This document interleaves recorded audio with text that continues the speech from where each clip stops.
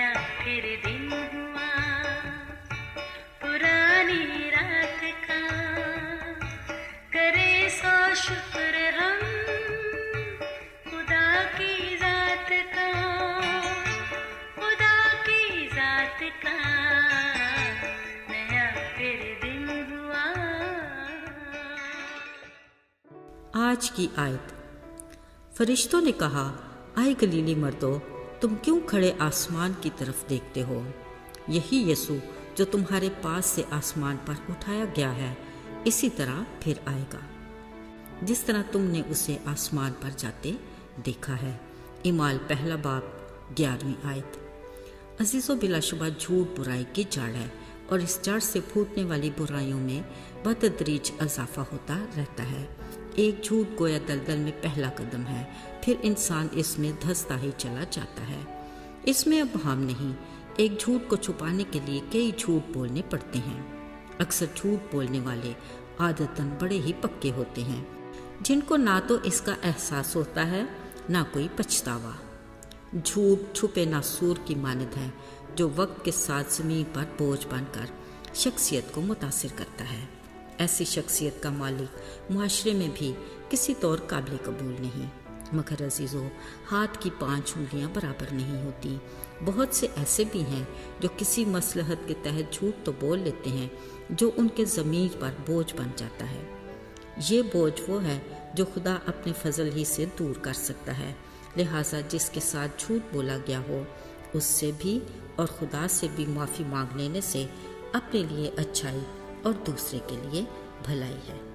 अजीज़ों, ज़रा ये भी देख लीजिए, मामूली सा कमज़ोर आईना ताकतवर इंसान के झूठ की निशानदही करते नहीं डरता, मगर ताकतवर इंसान खुद अपने चेहरे पर लगे दागों को मिटाने की बजाय बार बार आईने को साफ करने की गलतफहमी में पड़ा रहता है। बस साबित हुआ, अगर सच बोलना सीखना है तो आईने से सीखते हैं। अजीज़ों, लफ्ज़ झूठ अपने ख़तरनाक नताइज की बदौलत उसको मूसवी शरीयत के 10 अहकाम में शामिल किया गया है। लिखा है, तू अपने पड़ोसी के खिलाफ झूठी गवाही ना देना, यानी झूठ ना बोलना। मतलब यह है कि झूठ खुदा को किस कदर नापसंदीदा है। याद रहे, झूठ खा कितना ही सफाई और डटाई से क्यों ना बोला जाए, पर सच अपनी पूरी कुव्वत के साथ जलवागर होकर ही रहता है।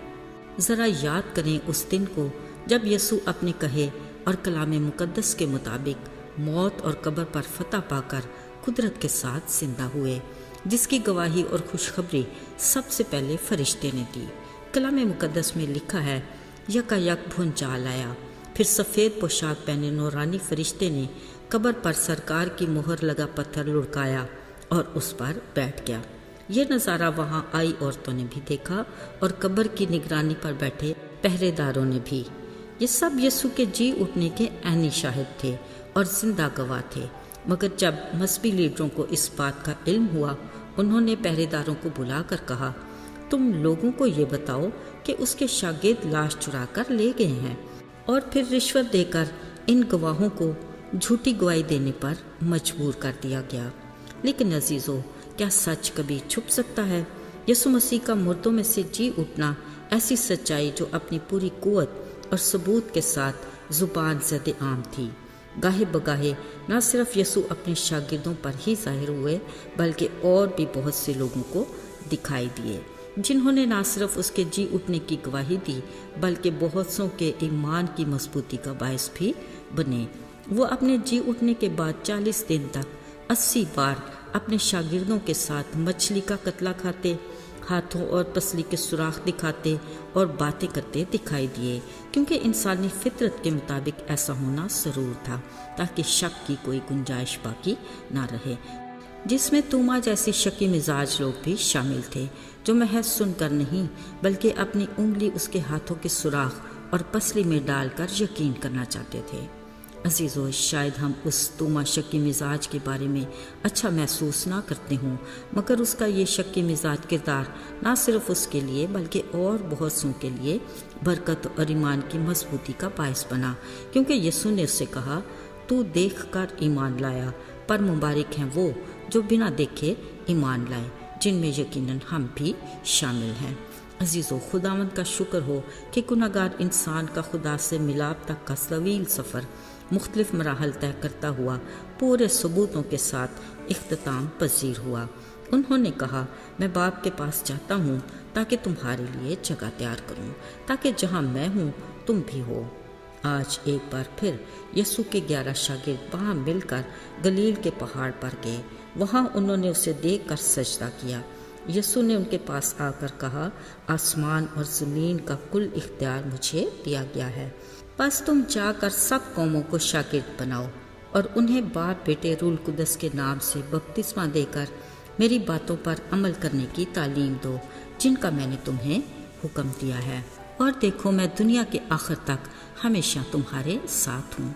عزیزو، کلام میں لکھا ہے، یہ کہتے ایک بدلی نے اسے ان کی نظروں سے چھپا لیا۔ جب وہ آسمان کی طرف دیکھ رہے تھے تو 2 مرد سفید پوشاک پہنے ان کے پاس آ کھڑے ہوئے اور کہا، آئے گلیلی مردو، تم کیوں کھڑے آسمان کی طرف دیکھ رہے ہو؟ یہی یسوع جو تمہارے پاس سے آسمان پر اٹھایا گیا ہے، اسی طرح پھر آئے گا۔ عزیزو، یسوع مسیح نے اپنے شاگردوں کو ایک اور بھی ہدایت دی کہ تم یروشلم میں ٹھہرے رہنا جب تک تمہیں قوت کا لباس نہ ملے۔ عزیزو، اس کے تسلی بخش وعدے کے لیے ہم اس کے شکر گزار ہیں کہ میں دنیا کے آخر تک ہمیشہ تمہارے ساتھ ہوں۔